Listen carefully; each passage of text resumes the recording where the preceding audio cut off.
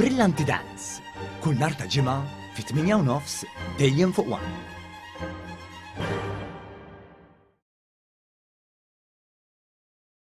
Fl-ewwel sena mit-twaqqif tagħha, l-Aġenzija Maltija l-Ikel tejbet il-prodott li daħal fil-Pitkalija bi 17%.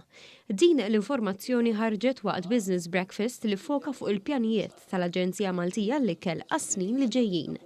L-Aġenzija Maltija l-Ikel tieħu ħsieb il-proċess holistiku tal-prodott lokali mill-produzzjoni sakemm dan jasal għand il-konsumatur. Dan il-Business Breakfast ġie indirizzat minn Brian Vella li huwa l-kap eżekuttiv ta' din l-aġenzija li spjega l-ħidma li saret f'din l-ewwel sena.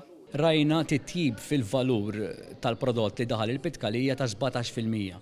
Hija żieda sinifikanti li fl-aħħar mill-aħħar qed igawdi minnha il-bidwi Malti.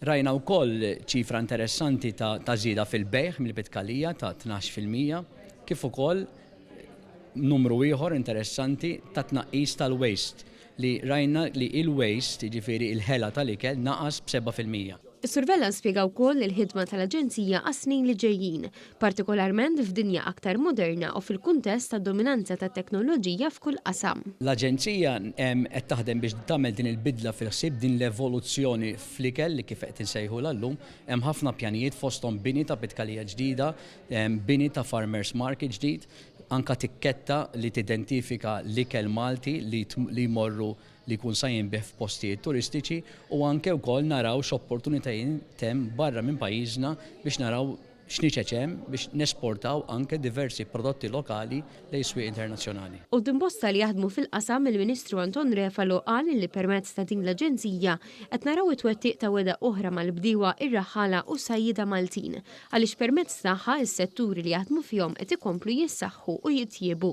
Is-Segretarju Parlamentari Alicia Buġija Said qalet li din l-Aġenzija hija parti minn viżjoni li se tiżgura s-sigurtà u l-kwalità tal-ikel.